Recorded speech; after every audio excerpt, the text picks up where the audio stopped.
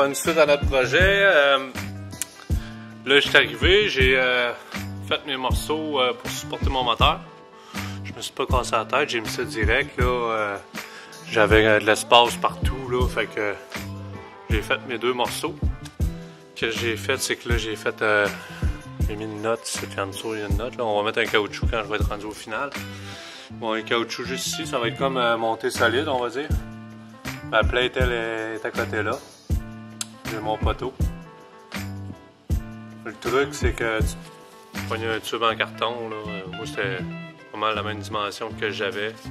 J'étais allé chercher mes angles, tout ça. Après ça, j'ai monté mon final.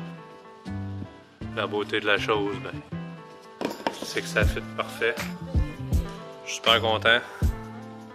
Là, moi, ça va relever le moteur de peut-être un quart là, avec mes petits caoutchoucs. Fait que c'est ça, là, au niveau de ça.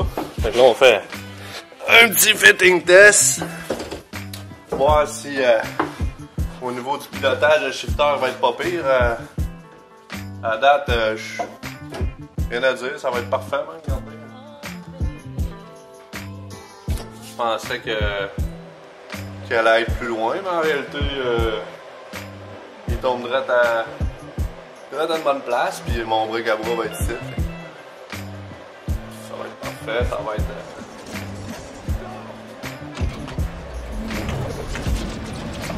Moi, je suis bien content. Fait que c'est ça pour le setup actuel.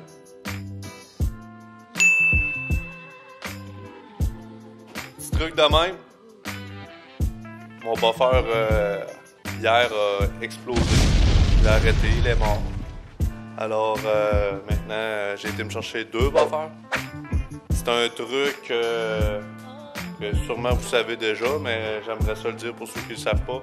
Quand on a deux buffers, tu multiplies ta vitesse de travail juste à cause.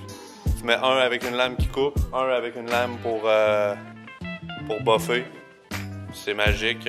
Après ça, tu vas pouvoir travailler sans jamais changer de lame tout le temps. Fait qu'il souvent prend une petite minute. Là. Puis les petites minutes, on en perd rapidement. Fait que juste un petit truc comme ça. Fait que vous le prenez si ça vous tente. Si ça vous tente pas, prenez-le pas.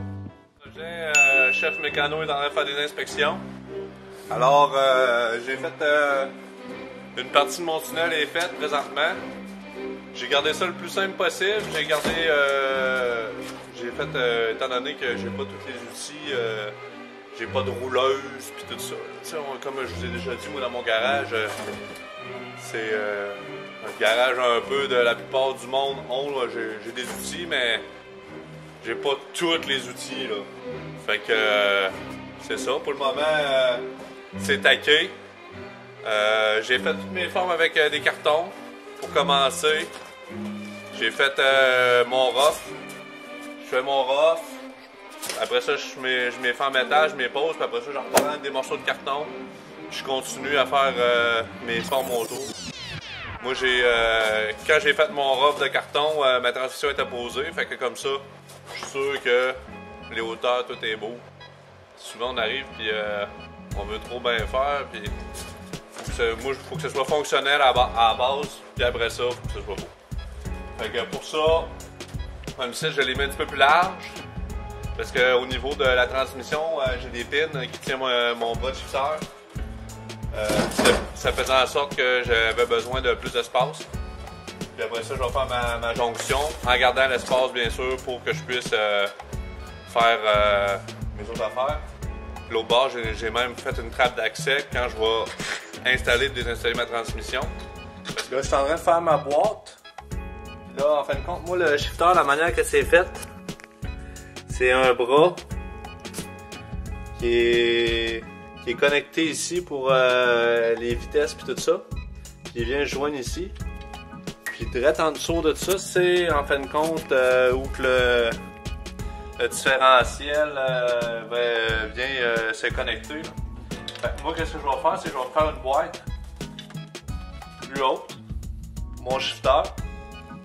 Puis je vais m'organiser pour avoir de l'espace là, pour que mes connexions, il n'y ait rien en contact avec rien, là, comme on voit. Là.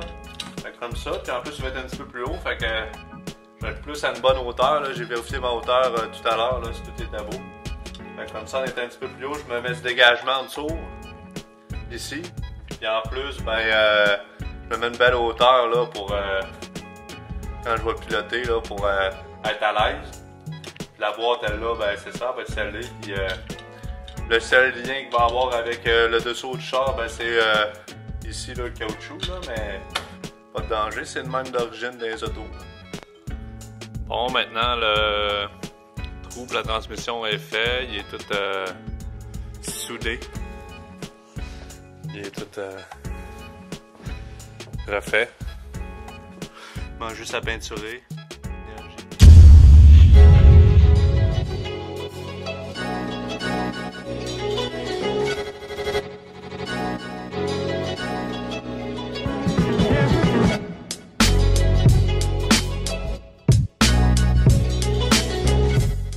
L'intérieur est maintenant au niveau du tunnel terminé.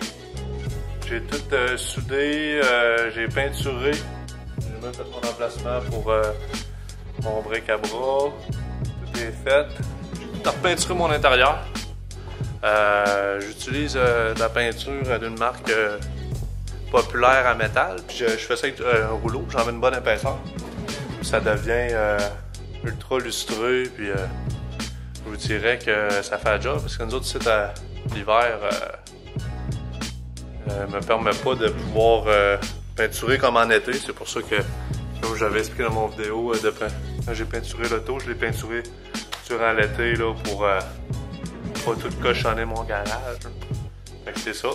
Au niveau de mon tunnel, j'avais laissé une trappe d'accès. Je pense que je vous l'avais déjà montré. En tout cas, ça va me permettre de désassembler ma transmission lors du montage et démontage.